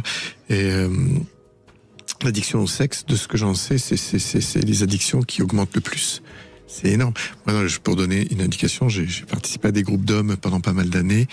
Et dans ces groupes d'hommes, quand on demandait qui a déjà été sur un site pornographique, bon déjà 90% des hommes levaient la main, ça c'est pas un souci, mais par contre qui se sent dépendant, c'était étonnant, plus de la moitié. À ce point-là, oui. À ce point-là, et c'est pour ça que moi c'est quelque chose aussi qui me préoccupe, et et on en parle dans les stages, on en parle. D'autant que ça tue l'imaginaire érotique, ça tue la relation. Oui, c'est ça, ça tue la relation. C'est difficile après d'être excité par une femme, j'allais dire lambda, mais c'est pas péjoratif évidemment. Mais quand on a l'habitude de voir des scènes de sexe très très intenses, le quotidien peut paraître très fade. C'est ça, et puis c'est tout de suite. C'est-à-dire que le fait de se satisfaire tout de suite, c'est très dur après dans la relation. De prendre le temps, de se rencontrer, et ça éloigne beaucoup de couples, oui. On en parlera en tout cas demain. Pour l'instant, on revient sur les questions d'infidélité avec vous, Pierre-Laurent. Merci d'être avec nous. Bonjour. Bonjour Brigitte. Bonjour Claude. Bonjour Pierre-Laurent. Oui, alors donc l'infidélité. Allez-y, je vous en prie. Vous m'entendez bien ? Oui, très bien, allez-y. Pardon, oui. Oui, donc l'infidélité, parfois, c'est pas avec une autre personne, mais c'est la tromperie, d'utiliser la personne jusqu'à ce que on ait tout utilisé de la personne. Et le jour où on a tout utilisé, on la jette comme un vieux Kleenex. Voilà. Quand vous passez votre vie à veiller sur une personne, le jour où la personne est malade, vous dormez plus, vous vivez pour elle. Et puis un beau jour, la personne vous jette comme un Kleenex. Voilà. C'est ça. Je pense que c'est aussi de la tromperie. Et puis voilà, là vous retrouvez, c'est très dur, c'est très difficile. C'est en tout cas un sentiment de trahison que vous avez visiblement. Oui, c'est une trahison. Voilà, c'est une trahison, une tromperie, parce que. Pardon ? Vous vous sentez trompé, c'est ça, trahi par votre partenaire ? Voilà, parce que je veux dire, j'ai toujours été là pour elle. Et quand elle a plus eu besoin de moi, c'était allez, au revoir, tu t'en vas. Voilà, c'est même pas du jour au lendemain, c'était d'une minute à l'autre. Voilà. Oui, alors c'est encore une fois ce que vous ressentez et c'est tout à fait respectable et c'est votre vérité, il n'y a pas de doute là-dessus. En même temps, est-ce que pendant la relation, vous n'avez pas le sentiment quand même qu'elle a un petit peu donné quelque chose ? Mais il y a des moments où je me suis demandé si j'étais pas le seul à aimer l'autre. C'est que oui, il y a eu bien sûr des moments de tendresse, mais c'est moi qui ai toujours donné le plus de tendresse dans cette relation. J'ai toujours eu de la tendresse pour elle, même quand je n'étais pas avec elle, parce que on se connaît depuis qu'on a 16 ans. Et, je veux dire, elle m'avait quitté entre deux, on s'est retrouvés et voilà, je me suis toujours occupé d'elle dès qu'il y avait un problème. Mais le jour où le problème s'est retourné, j'ai plus vu la personne. C'est-à-dire voilà. que vous avez eu un moment où vous avez été un petit peu plus fragile, en tout cas un moment Voilà. Et c'est là où elle s'en va, hein, c'est ça ? Alors, c'est pas à ce moment-là, mais ce qu'il y a eu, c'est que elle avait besoin de moi. Donc, tant qu'elle a eu besoin de moi, j'étais là pour elle. Et puis le jour où j'ai plus besoin, ou alors, il y a une fois où j'étais un peu plus fragile, oui. Et puis là, rentre chez toi. C'était ça. Bon, après, elle a eu de nouveau besoin de moi. Je suis revenu comme un petit chien, comme un imbécile, comme on dit. Non, je crois qu'il ne faut pas vous traiter d'imbécile, Pierre-Laurent, c'est juste de comprendre qu'est-ce que vous alliez chercher dans cette relation où vous avez donné à 100% avec peu de retour. Qu'est-ce que vous avez été y chercher ? C'est ça qu'il faut arriver à comprendre pour pouvoir remonter la pente. Hein. Donc c'était l'amour de ma vie. Voilà. Pour moi, c'était ça. Donc l'amour, c'est de se sacrifier à 100%. Oui, mais c'est ça. Est-ce que vous étiez tellement amoureux que vous n'avez pas remis en question ? C'est-à-dire que vous avez vous l'avez vu avec des yeux, on va dire, amoureux, mais sans vérifier dans le quotidien que pour elle, c'était la même chose ? Je peux imaginer. Parce que vous dites, elle est partie quand elle s'est servie de moi, etc. Ça, j'entends que c'est l'interprétation que vous en faites, mais c'est ce qu'elle vous a dit ? Elle a dit, j'ai profité assez de toi, maintenant je te laisse. C'est ça qu'elle a dit ? C'est pratiquement comme ça, mais bon, je veux dire, ses proches me l'ont dit, donc je vais pas dire qui. Non, mais on va revenir sur vous. C'est quoi l'amour pour vous ? C'est de se sacrifier à 100% ? C'est réciproque. C'est réciproque. Alors, vous voyez bien que vous aviez la preuve que c'était pas réciproque. Que vous maintenant. Oui, mais vous aviez cette preuve, vous êtes d'accord, hein, sur le plan concret, mais pourquoi vous ne vouliez pas voir cette preuve ? C'est ça qu'il faut que vous découvriez, parce que c'est comme ça que vous allez pouvoir rebondir, parce que là, vous êtes en souffrance, et c'est normal, puisque vous vous sentez... C'était la peur de la perdre. C'est ça. Voilà. C'était la peur de la perdre. Et ça fait vraiment penser aussi à une forme de dépendance affective. Pourquoi ? Parce que, par exemple, quand nous donnons quelque chose à quelqu'un, moi, si je donne quelque chose, je vais pas attendre que ma partenaire, quand j'étais petit, oui, j'attendais, mais en travaillant sur moi, j'ai compris que donner, c'est pas attendre que l'autre fasse la même chose. Et là, dans ce que j'entends, c'est vous l'avez beaucoup aidé, vous attendiez qu'elle fasse la même chose. Je me trompe ? Alors, j'attendais pas qu'elle fasse la même chose, j'attendais un peu d'amour. Oui, mais il y en a eu. Pierre, je dis pas qu'il n'y a pas eu d'amour. Vous savez, à votre avis, quelle est la relation où il n'y a pas de risque de perdre l'autre parce que l'amour est indestructible ? Oui, il faut qu'il y ait de l'amour des deux côtés, hein, bien sûr. Non. Il y a une relation où l'amour est infini. Entre la mère et le fils, ou entre le père, entre les parents et les enfants. Non, l'enfant pour ses parents. Le seul amour dont on peut être sûr, c'est l'amour de son enfant. Oui. Bon, on est d'accord, hein ? Donc voyez bien que votre façon d'aimer Peut-être. Oui. Voyez. Non, mais c'est ça qui c'est toujours pareil. Ce qui est important, c'est de comprendre le piège dans lequel on est tombé. Et qui nous fait souffrir. Et c'est parce qu'on va comprendre ce piège dans lequel on est tombé qu'on va vraiment grandir et qu'on va devenir et qu'on aura au moins quelque chose de positif dans une histoire qui nous aura fait souffrir. Oui, en effet. Ce qui peut aider, là on va pas faire ça prend du temps, mais c'est de voir aussi comment vous êtes senti dans votre famille, enfant. Est-ce qu'on prenait soin de vous? Est-ce que qu'est-ce que c'était? Dans la famille, voilà, on a une famille très soudée entre frères. Bon, maintenant on n'a plus nos parents, mais entre frères et sœurs, on est très soudés. Voilà, non, je parle dans l'enfance. Je parle dans l'enfance. Oui, même dans l'enfance. Même dans l'enfance. Oui. Avec les parents aussi. Donc vous êtes encore dans cet idéal d'amour absolu. Mais non, le couple, c'est pas ça, oui. Le couple, c'est loin d'être ça. Vous l'avez, vous voyez, vous êtes certainement dans un idéal. Alors c'est bien d'être dans un idéal, mais trop c'est trop quand même, vous voyez. C'est comme si vous l'avez mis sur un piédestal, vous voyez, vous l'aimez tellement que, comme si vous la voyiez pas vraiment, vous la mettiez à un endroit, et puis là, la chute était plus dure. C'est comme si vous la mettiez tellement haut que le jour où ça se passe pas comme... Moi, j'ai presque même l'impression, je ne sais pas si vous me direz si je me trompe, j'ai presque l'impression que c'est la première épreuve de votre vie, là. Non, ça fait 3 fois que j'ai le coup avec elle. Oui, avec donc elle. Je l'ai eu à 18 ans. Non, mais... Je l'ai eu à 18 ans, je l'ai eu oui, mais voyez, de nouveau 3 fois de suite. Ce que je veux dire, c'est que vous avez eu la chance d'avoir une enfance parfaite, presque. Et il faut bien qu'à un moment donné, la vie vous rattrape. Hein. Ah oui. Vous voyez, et maintenant, je pense qu'il faut que vous compreniez que c'est jamais 100% réciproque. On peut donner à quelqu'un. J'en suis sûr. Je suis sûr que c'est jamais 100% réciproque. Mais ce qu'il y a, c'est de se faire jeter du jour au lendemain. Quand la personne a plus besoin de vous, c'est ça qui est dur. Mais a priori, j'entends que c'est vraiment difficile. Mais peut-être aussi, ce que j'entends aussi, c'est que vous avez quand même beaucoup donné et que vous receviez moins. Énormément. C'est ça, et c'est ça que je sens. C'est que et vous receviez pas autant, mais par contre vous êtes resté. Donc c'est juste là voir aujourd'hui peut-être, c'est de vérifier toujours cet équilibre-là, de donner et recevoir. Parce que quand je donne, si on donne beaucoup, et qu'on accepte de pas recevoir, c'est d'aller voir qu'est-ce que ça vient toucher. Bon, ça c'est un travail plus personnel.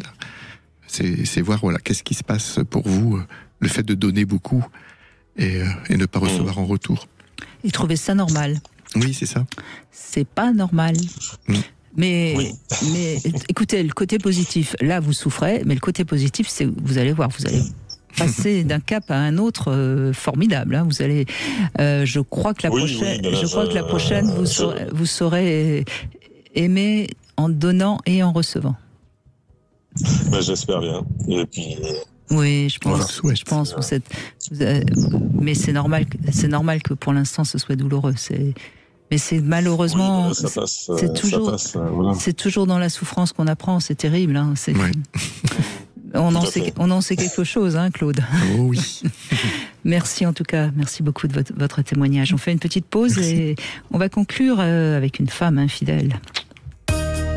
14h-16h, Brigitte Lahaie, Sud Radio. 4.fr, le plus grand site de webcam live réservé aux adultes. 14h-16h, Brigitte Lahaie, Sud Radio. Claude Parisot est avec nous, sexothérapeute, thérapeute de couple. Vous faites des stages également et on parle de l'infidélité. Et nous avons Sonia qui témoigne parce qu'elle a été voir ailleurs. Et puis alors, hein, on va pas vous juger, Sonia, vous inquiétez pas. Hein. Bonjour. Bonjour Brigitte, bonjour Claude. Et oui, pas facile de témoigner, mais bon, ça peut faire du bien. Allez-y, justement, on vous écoute. Oui, donc du coup, je raconte mon histoire, une vie de couple, 23 ans avec 4 enfants, et du jour au lendemain, j'ai craqué pour un collègue de boulot. Et je n'ai jamais dit au père de mes enfants, qui à un moment se doutait, mais j'ai jamais réussi à le lui dire. Et donc c'est une relation qui durait, hein, qui a duré un certain temps. Il dure toujours. Qui dure toujours, d'accord. Oui. Qui dure toujours, et je suis j'ai dit au père de mes enfants, qu'il y a 1 an et demi que j'arrêtais la relation.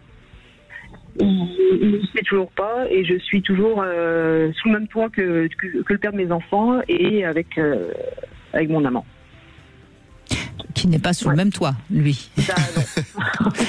Ça serait encore autre chose. Non, mais vous êtes dans une relation complexe parce que vous avez à la fois beaucoup d'affection, j'imagine, pour un mari avec lequel ça se passe plutôt bien, je suppose, sinon vous ne seriez pas resté. Et puis vous êtes amoureuse d'un homme avec qui vous avez une relation plus intense sexuellement. Et puis voilà, c'est quelque chose qui existe depuis la nuit des temps. Mais qui est... Oui, allez-y, je vous en prie.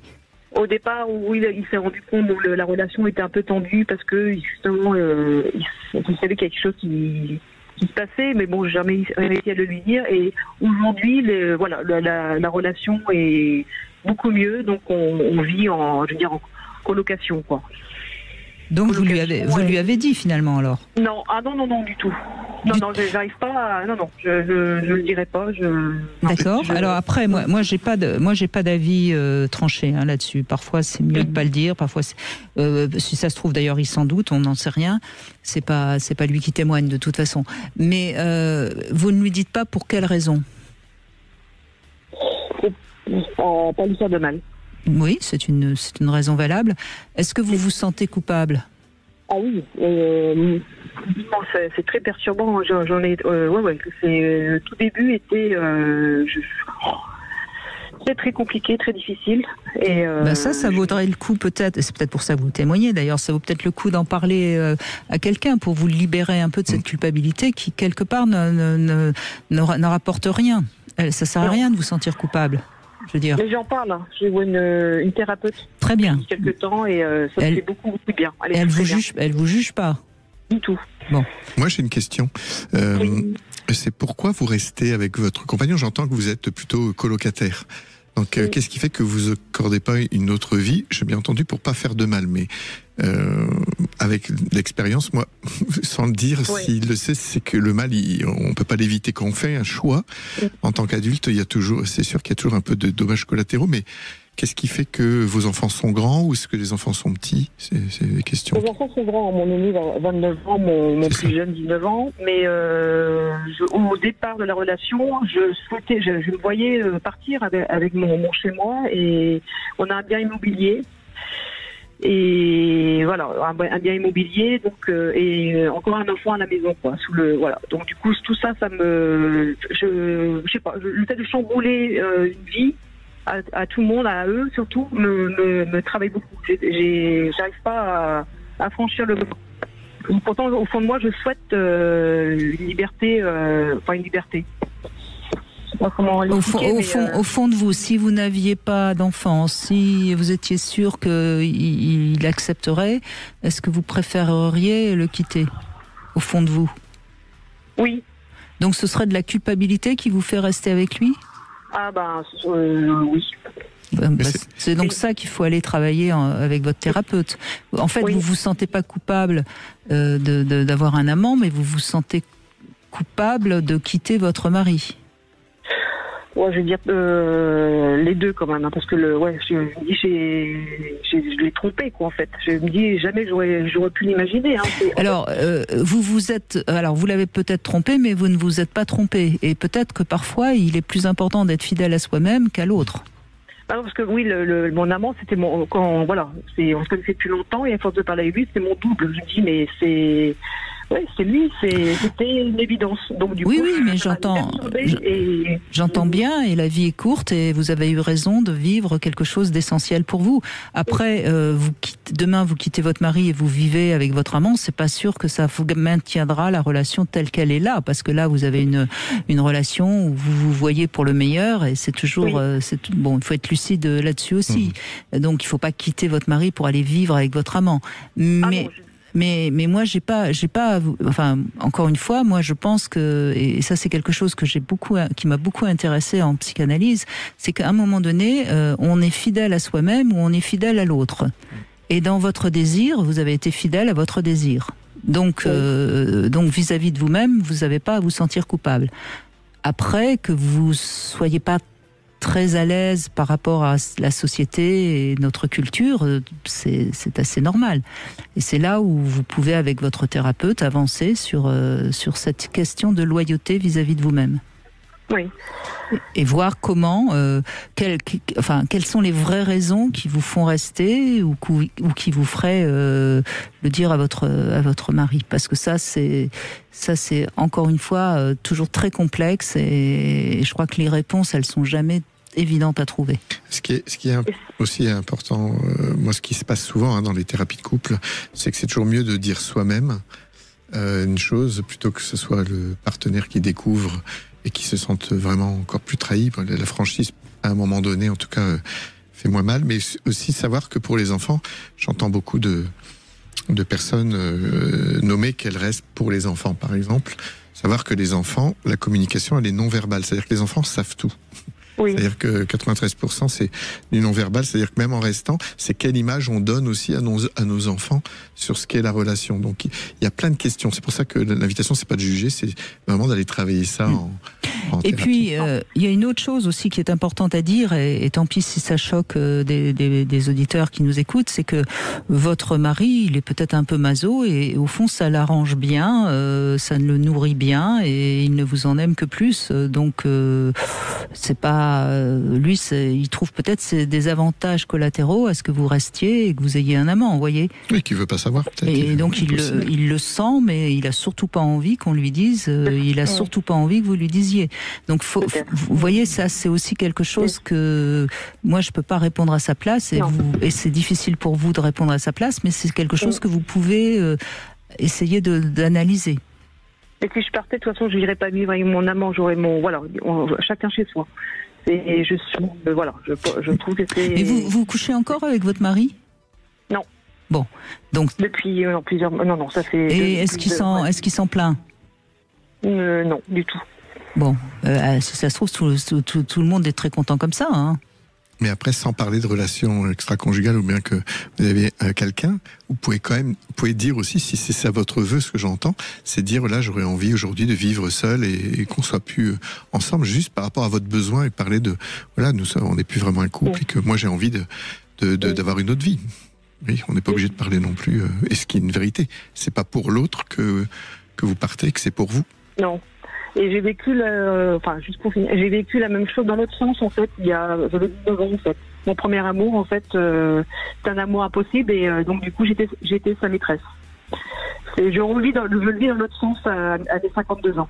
Oui, mais c'est fréquent, ce genre de relation, de toute façon. Oui, bien sûr, j'entends bien. Donc, il faut prenez du temps, puis si vous êtes avec quelqu'un avec qui vous pouvez parler, osez aller dans les profondeur de ce que vous ressentez, osez dire tout ce qui vous passe par la tête, et à un moment donné votre vérité elle va être ouverte au grand jour de toute façon. Vous allez comprendre ce que vous avez, le choix que vous avez. Ce qui est vraiment important, c'est d'être clair avec vous-même. Oui, voilà, ça fait du bien d'entendre, ça me fait beaucoup de bien. Merci. Je vous en prie. Et puis je crois qu'on n'a pas, encore une fois, on n'a pas à juger, on fait ce qu'on peut, tous. Ça c'est très très courant, c'est ça qui a été le plus dur, de l'étiquette de mauvaise mère, de salope, quoi, en fait. C'est ce que dès le départ, c'est ce que je me suis dit, si un jour ça se fait, je vais être jugée, critiquée, enfin c'est très très dur. Hein. Ne vous jugez pas, c'est tout. Ouais. Les autres, c'est leur problème. Ceux qui vont vous juger, c'est ceux qui auraient bien aimé faire comme vous, ou qui ont fait comme vous, mais qui ne l'ont pas dit, et qui donc, voyez, ceux qui vont vous juger, c'est ceux qui quelque part ont des choses à se reprocher. Donc vous ne vous jugez pas. Et puis je crois que Claude et moi, on n'a absolument pas envie de vous juger. Et puis votre témoignage, c'est courageux. Donc merci de nous l'avoir offert. Oui, merci beaucoup. Merci, ça me touche beaucoup. Merci. Merci Sonia. Oui, je crois que c'est ce que j'aime bien, moi, c'est cette question de loyauté vis-à-vis de soi-même, quoi. On a la chance dans une société où on est quand même un peu plus libre par rapport à à la culture judéo-chrétienne, pour reprendre l'expression avant les infos de 15h. Mais voilà, mais c'est pas facile d'être libre. C'est pas facile d'assumer ses choix. C'est très difficile dans la société, qui est culpabilisante aussi. Et d'assumer, c'est déjà de ne pas se juger, ce que vous disiez tout à l'heure. C'est si on a d'avoir peur du jugement, de rester parce qu'on a peur du jugement des autres. C'est tout le travail, c'est d'apprendre à pas se juger et de s'aimer avec nos failles, ou bien on va dire nos faiblesses ou les choses qu'on aimerait voir différentes. Donc c'est tout un chemin, c'est toute une vie. Eh bien, on continuera à en parler avec vous, Claude Parisot. Merci en tout cas. Je rappelle le titre de votre livre, Réenchanter son couple, aux éditions Erol. Tout de suite, vous retrouvez C'est votre avenir demain avec Laurent Carilla. On évoquera les addictions, mais on évoquera aussi la solution pour se faire plaisir sans aller jusqu'à l'addiction. C'est pas toujours si simple. Sud Radio, c'est votre opinion qui compte.